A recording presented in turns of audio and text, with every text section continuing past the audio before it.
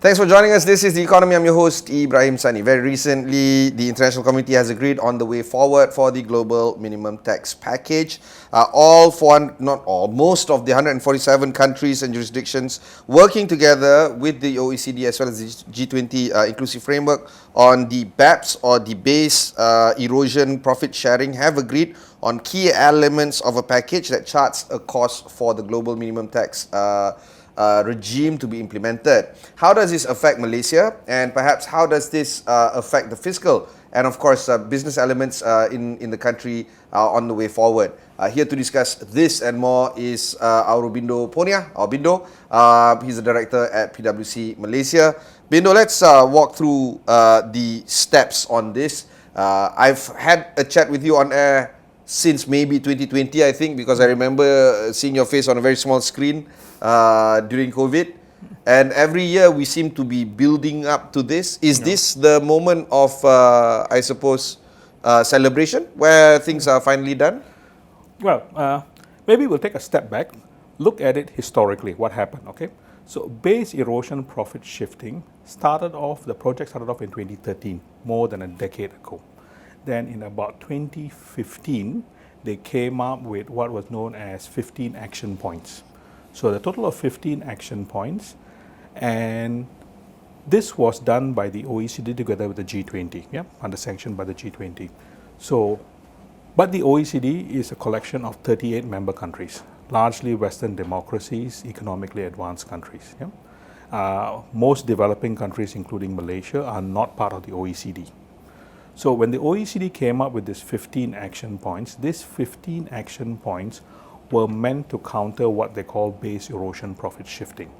They were looking at very large multinationals, and this also happened after the global financial crisis, when governments had spent a lot of money in pump priming the economy and they needed to raise revenue. So they were looking at large multinationals which had the capability to structure their tax affairs. And these multinationals were, by definition, a multinational is in more than one country. And they were basically going abroad, investing, they were moving some of their intangible assets, etc., keeping them in jurisdictions which provided favorable tax treatment. Now, this was investigated heavily by the US Congress, it was investigated by the British Parliament, etc., and all that. But the conclusion was that nothing illegal was done. You're talking about, I wouldn't name names because I don't know whether they're your clients or not, but internet companies having base operations in Ireland, or Silicon Valley firms having operations in places like BVI or Malta. Yes and no. Okay, you are right. You had tech companies, moving a lot of IP to low tax jurisdictions, but you also had a situation where traditional companies like manufacturers, for example, were looking for lower bases for their costs. And this cost also came with tax costs.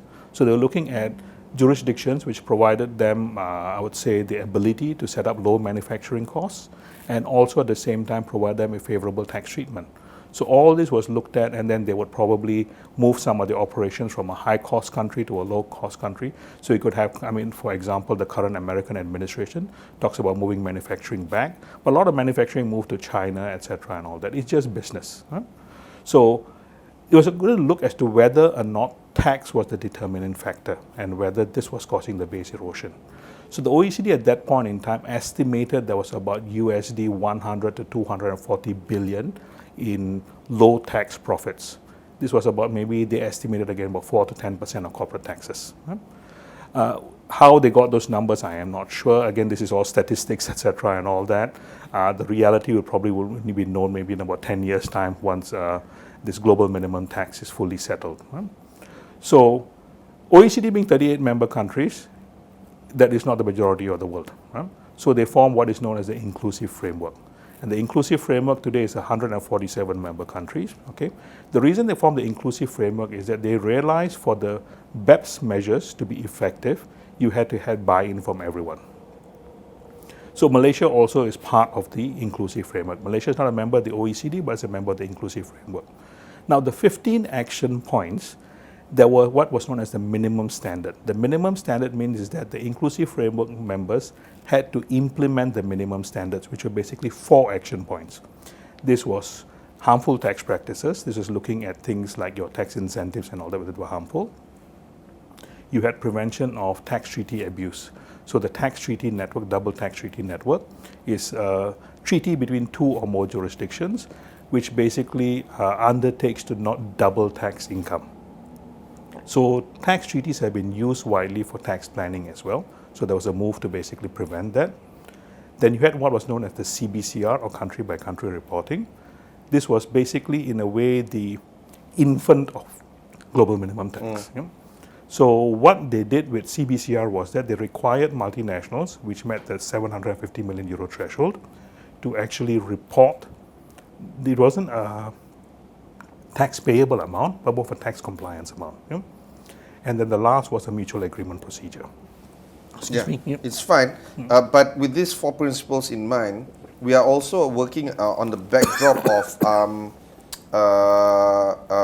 countries having to serve their own needs as well. Yes. There's a reason why some countries have a lower tax regime. It's because they want to attract investors. Absolutely. What is in the interest of countries working against their own personal interest? At the end of the day, it's every man for himself, isn't Of course, it? yeah. No, you're absolutely right about that. Now, it has been a sacrosanct principle that taxation is a country's sovereign right. If I decide to give up tax revenue, it is my right. In terms of the OECD itself, what they tried to do is they got buy-in, okay? So countries like Malaysia and all that signed up to many of these measures because it didn't have an impact on the tax revenue in Malaysia, except for maybe the countering harmful tax practices. But even the countering harmful tax practices, the reason why that happened was that there was a stick. The stick was being is that if Malaysia did not make its amendments to the local tax incentive regime, other countries would put it on a blacklist. By putting it on a blacklist, investors from those countries would be hesitant to come to Malaysia to invest because those incentives may no longer be effective for them. And it's making it very unattractive. Yes, exactly. So Malaysia was not the only country which was impacted by this. Many other countries were also impacted by this. Now that we're taking into the consideration the 4 key principles, Yep. we're also looking into the buy-in that was essentially gotten by many Yes. of these countries into the OECD proposition, and then we've seen how this conversation has been taking shape over the past maybe 3 years Yes. or the 4 years prior, and then we have this news Yes. coming in very early in the year, 5th Yep. of January, I think. Yes. Then the next question is, okay, so what? Yep. How does this affect Malaysia? Okay. And more importantly, how does this tie in with some of the tax policies that the country is currently going through? Okay. Such as the e-invoicing, for Okay. instance, the progressive tax that is being discussed, Yep. maybe not a GST per se, but certainly SST. Okay. How does that all play together? Okay. My personal view is that global minimum tax does not benefit developing countries a lot. Right? There are those who disagree with me on this, but my view is that it is not the cost of compliance, cost of administrating it is probably going to differ or basically deny any tax benefit arising from it. So the cost of managing the 15% Exactly. may come up to 15%. anyway. Exactly, yes. There was a study done by the New Zealand Tax Authority, right, when GMT was first announced, and they came to the conclusion that it was quite minimal, any gain was quite minimal. Now, the interesting thing about GMT was that it is actually from action point number 1, which looked at the digitalisation of the economy. It was looking at tech companies. Right? So Malaysia doesn't have that many tech companies. I mean, the operations are, the sales are here. Yep. But the manufacturing and the production and the designing, that's not here. You hit the nail on the head. So the reason being is that tech companies were originally looked at digitalization of the economy, because it upended the traditional economic model. Traditional economic model, if I wanted to sell something, I had to set up a presence. Yeah. With tech companies, I had no presence. Yeah. And therefore, the traditional taxing rules couldn't tax those profits. And that's why they were looking at how to tax those profits if you did not meet the traditional rules. And action point number 1 never took off for many years because of opposition from the US. But having said that, After many years of discussion, the US did buy in, and that's where global minimum tax Pillar 2 came out. Right? And again, the inclusive framework adopted the rules. This was in 2015, and in 2016 they started implementing the rules. Yep. So what happened was that Malaysia is also part of that. So Malaysia has implemented the global minimum tax rules, which is the 15% minimum for multinationals with Euro 750 million revenue, consolidated revenue, so with very large multinationals. And it is incorporated into Malaysian legislation effective from 1st January 2025. I didn't want to disrupt your train of thought just now, but how did the US buy in? Or any jurisdiction for that matter? Okay, so a couple of things is that it's the way it was designed, okay? The way Pillar 2 has been on global minimum tax has been designed, there's a number of rules that someone has to tax it. Okay. So if the country in which you're operating doesn't tax it, then the country where the holding entity is or the ultimate parent entity is will tax it. Yeah? So the US already has got its own domestic rules which already taxes its multinationals on a global basis. So somebody has to do it anyway. Exactly. So that's why the incentive is there for the countries to buy in. Exactly. And also with the US, you've got to remember is that two main political parties, the Democrats and the Republicans, they do have opposing views on certain issues, or many issues. Okay? Yalah, Yep. yeah. So when this was finally agreed upon, it was a Democratic administration in power. Yep. So they agreed. But even at that point in time, some members of the Republican Party in Congress opposed it. But because they did not have the majority, nothing Then it happened. will still pass through. Exactly. So when the administration changed and the current administration came in, the US has still not implemented global minimum tax rules. And they said, no, we're not going to do it. Going back to your earlier view of how you think that the global minimum tax may not necessarily benefit developing countries like Malaysia, Yep. how then does Malaysia navigate our own tax framework against the backdrop of GMT? And we know that we are under fiscal pressure. We know that we have very stringent mechanisms on increasing our tax base, which is, you keep on repeating again and again. So I'll repeat this for you, 12% against GDP, one of the lowest in ASEAN, if not the world. And then we also have that whole notion of tax policies and tax planning framework that has been announced and slowly being rolled out under this administration, the Madani administration. Is this yet another spanner in the works for how we're going to work things through? Okay, I don't see it as a spanner in the works, okay? So now before the 5th January announcement, okay, which is just 3 days ago, counting up. So before that announcement, what would happen is that Malaysia has implemented Pillar 2 global minimum tax, okay? So that does not, in a way, impact Malaysia's revenue, because by implementing it, Malaysia will not be losing revenue to another jurisdiction. Any top-up tax will be collected at the Malaysian level itself. Right? Now, what it really impacted us was our tax incentive system. Our tax incentives were no longer as effective as it would have been without the global minimum tax. Okay? So the government has been looking at it, okay, as to how to make changes to the incentive system.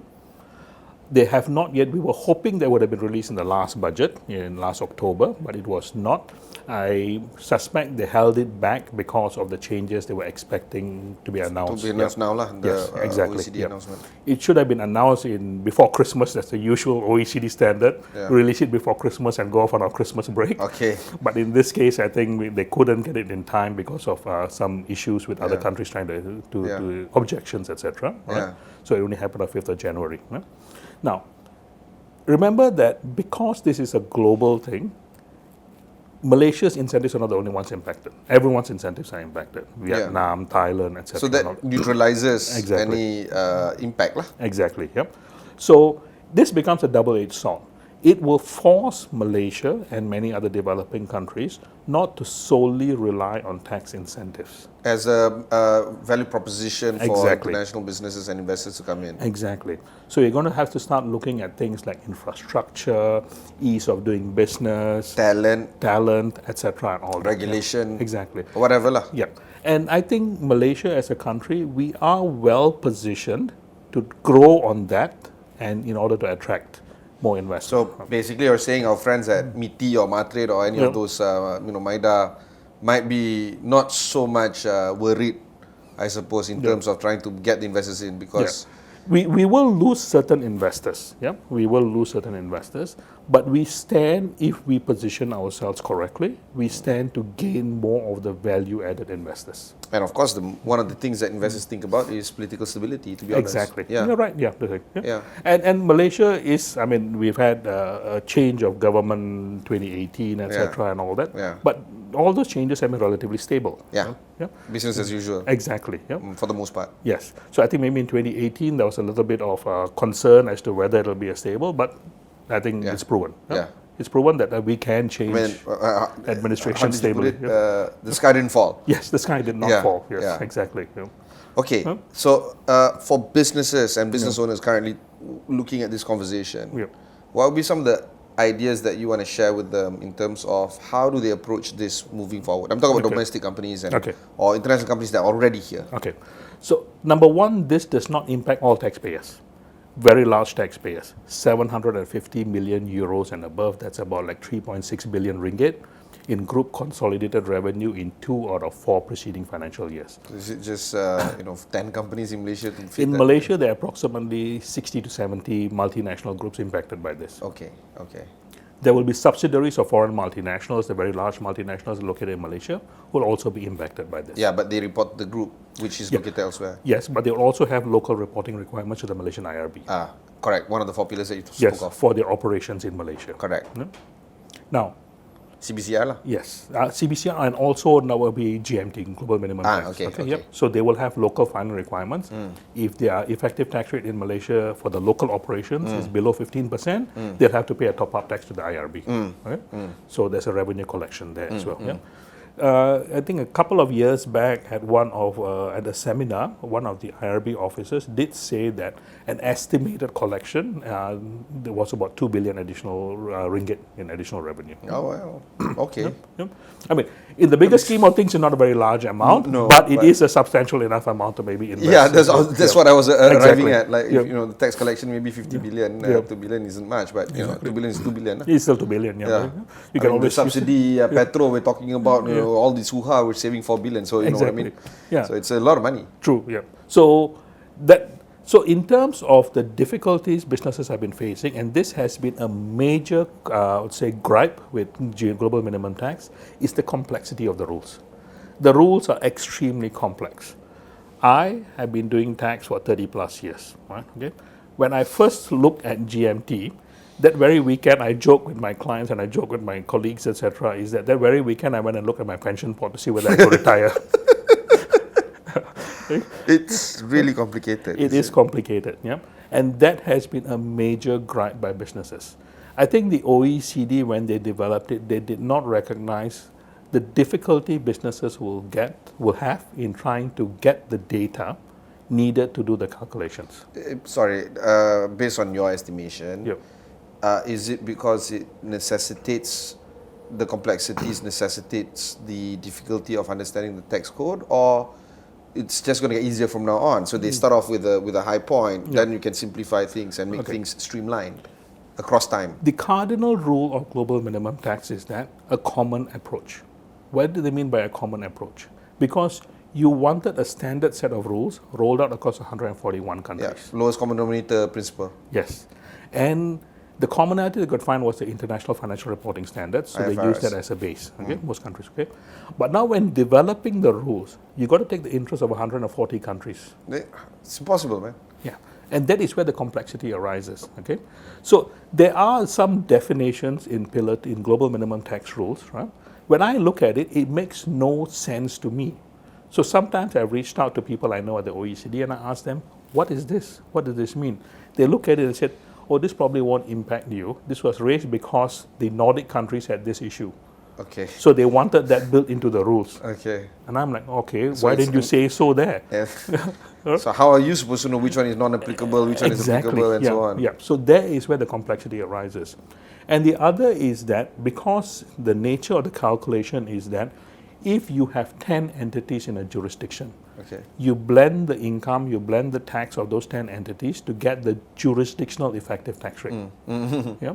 And in reality, for businesses, large businesses, you may have multiple business groups in Yeah. one jurisdiction. Yeah, especially the conglomerates with different Exactly. natures, industries, Exactly. whatever. And these groups may be using different ERP systems. Definitely. Exactly. So how do you get all this data in a comprehensive manner, in an accurate manner, in And order then to which do one that takes blended precedence, calculation? right? Exactly. In terms of the prioritization of which Yeah. policy to apply. Exactly. So these are some of the practical issues which have arisen. Right? I guess more jobs for you guys, lah. But it is a nightmare. It is absolutely a nightmare because of the complexity and the practical difficulties businesses face. Look, if something is complicated, it's never going to get, I mean, unless, how do I put this? If it's the law, then of course the adoption has to be there. Yes. But how is it going to be adopted is a different matter, as opposed to something that is simplified and uniformed and can be universally executed. Exactly. Yep. It's a lot easier talking about, say for instance, the Geneva Convention on Human Rights. Yep. It's very simple, straightforward, self-explanatory, and you can apply it to anyone and everyone. Yep. Tax code is something else. Exactly. Yep. So how do you see adoption and compliance, and more importantly, enforcement by the tax bodies around the world in making sure that this is adhered to? So adoption was the common approach. The OECD had come up with model rules, administrative guidance. Those model rules were 99.9% implemented in domestic legislation. Okay, Okay, that one's done. that's done. Okay, so now compliance. Compliance is ongoing at the moment, and this is where we are seeing all these problems which I mentioned a few minutes ago. Right. So compliance. Enforcement has not happened yet. Right. So I have spoken to tax authorities, and when I ask them, our Inland Revenue has got a very good team working on this, etc. And sometimes when I ask them, they themselves tell me that we don't have an answer for this. We may have to refer to the OECD, and at times even the OECD does not have an answer for it. Yeah. Because some of these issues were not thought about. So as we are implementing it, the You're issues are learning, coming up. which is fine, I suppose. Yeah, you know, as the tax authorities execute this and implement this, and adoption is there, then you realize that okay, these are just like rolling out a software production. The bugs come in, and then you fix the bugs. Yeah. I get that. Yeah. In theory, that is right. But for a business, they want certainty. Yeah. So they come and ask They me don't want a today- tax liability. Exactly. 5 years down the road, Yeah. you didn't pay enough tax or whatever. So the question, what position do I adopt now? Betul. Yeah. And sometimes it's difficult for us to give them a certain answer, an answer with certainty, for the simple reason being is that there is uncertainty in the law. The interpretation. Remember, this is so new. Everyone is implementing it at the same time. There is no court cases out there. There is no precedent out there, etc., for anyone to be able to say that, okay, this is what has been discussed and this is what has been decided. No, it's not out there yet. But not many people are aware your training is in law. Yeah. With uncertainties in law allows for other people to interpret the way the law is. Yes. And that's extremely bad. Yes. For a position of authority, say for instance the tax authority, because since the law is, I don't know what to say, ambiguous or cloudy in terms of its nature, if you interpret the law differently from me, that's it. Game over. We have a court case pending for like 10 years down the road, multiplied by the number of people that are affected by it or companies by it. But you're right, multiplied by the number of people impacted by this, because this is a global minimum tax, the common approach. So an issue I face in Malaysia, my colleagues in Luxembourg may have the same issue, my colleagues in Australia may have the same issue, but we each may have different interpretations of the same issue. But our client, a common client, could be in those three places. So we need to land on a common approach for that client. Okay, I mean, we're talking about that risk element being present, yes. But what's your expectations in terms of how these things are going to be ironed out across time? Do you feel that we're going to get better within 5 years, and then things are going to be stabilized? We know how to interpret that particular law. So that was the expectation, right? That was our expectation that things will stabilize. The OECD was going to come up with some kind of simplified calculation methods. There was a transitional safe harbor which could have been extended by another year or two, etc. What has thrown the spanner in the works now is basically a change in administration in the US, and they're saying that we do not accept the OECD rules as it currently is. We want changes to it. Okay? And to be fair, it's not just this that the current government is unhappy with. They want Denmark. You know, I mean, there's that. You know what I'm trying to say? What I'm also trying to say is that in 2 years' time or 3 years' time, you'll have another administration coming into power, and then you're going to have stabilization again. Exactly. Yeah. So, in order to accommodate the concerns which was raised by the United States, so the United States argument was that we already have a domestic system which already taxes our US multinationals at a rate higher than 15%. Right?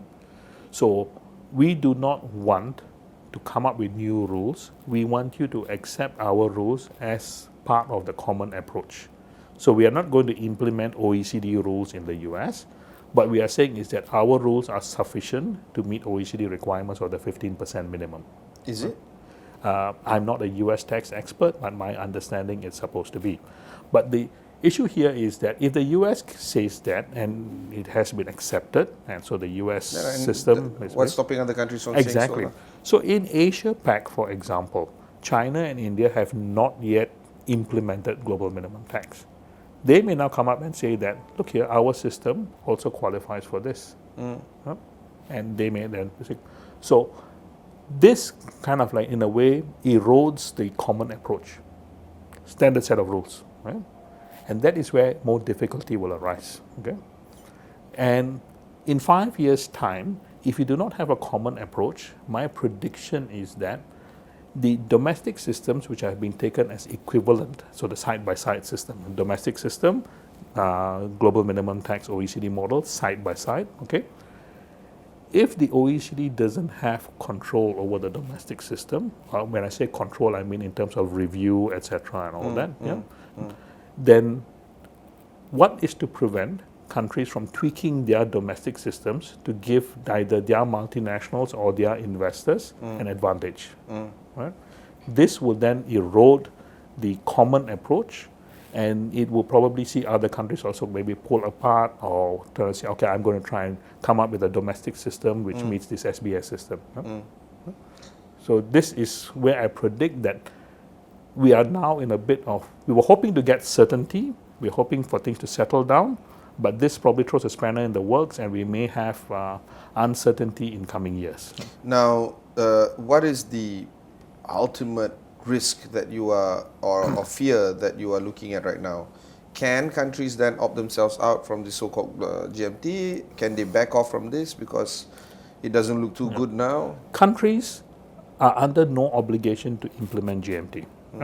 The only issue countries had is that if I do not implement GMT, I may lose revenue to somebody else. Okay, so that was basically the stick. The greatest incentive. Exactly. No, the carrot. Exactly. So the carrot was that you will get more revenue. The stick was that if you don't do it, you're going to lose revenue. Other people are going to get your revenue. Exactly. So that was the thing.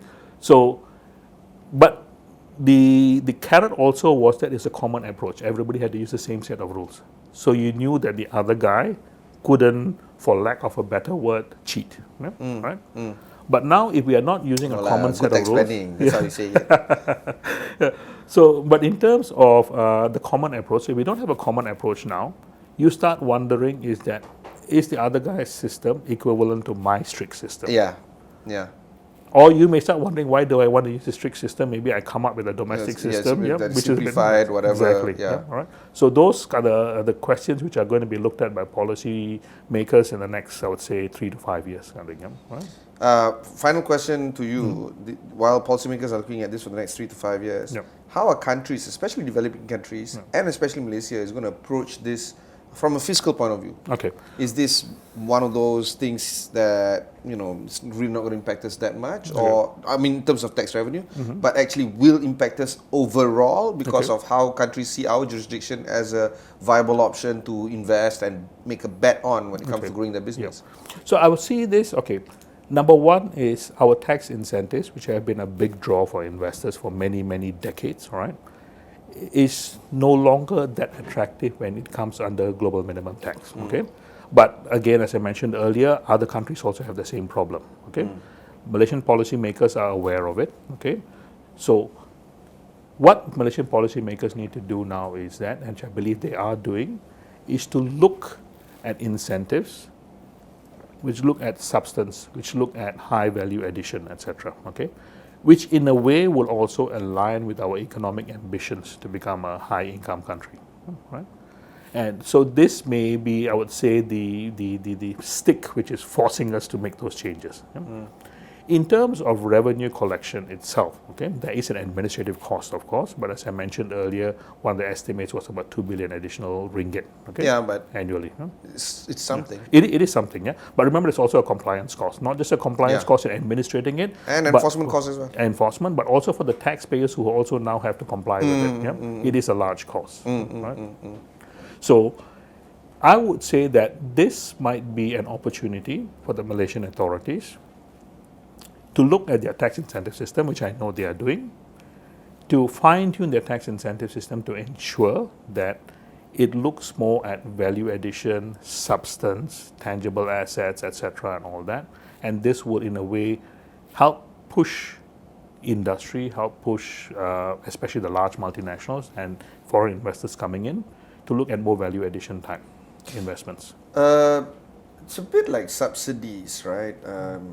We have to win ourselves away from it, and however painful it is, it had to be done. Yes. I think for incentivizing businesses and industries to come to Malaysia and for our domestic businesses to stay in Malaysia, perhaps that's also the time for us to do it. What better time to do it than now, I suppose? Exactly, yes. To rethink about not being lazy, but be a little bit more progressive in terms of how we become a little bit more efficient in the market. Yep. So now's a good time. It is, yeah. And the interesting thing about the incentives which are authorized under the global minimum tax rules is that it will never be as generous as what our traditional incentives are. Right? Yeah, those are the gone yesteryears. Exactly. We can be nostalgic and romanticize about the past. Exactly, yeah. We've got to live in the present or the future. We've got to live in the future now. Exactly. So it will never be as generous, but because it is not as generous, it means there will be more revenue coming in. Yeah. Previously, if you had 100 in potential tax revenue and I gave you back 90 or I gave you back 100, now if you have 100 in potential tax revenue, I can't give you back 90 or 100 because of the global minimum tax rules. I may only give you back 10 or 15 or 20 kind of thing and all that, which means the rest still comes back to the exchequer. Which exchequer is it? Hopefully it's our own LHDN. Yes. Anyway, there's a lot that can be unpacked from this, of course. But of course, we'll have our conversations with our good panelists here. And conversations like this will be found on this particular show on the way forward. So do stay tuned on the economy at astroawani.com. You've just heard from Aurobindo Ponniah, the director of PwC Malaysia. There are other previous conversations like this that can be found there as well on our website. Until then, thanks very much for watching and catch you in the next one.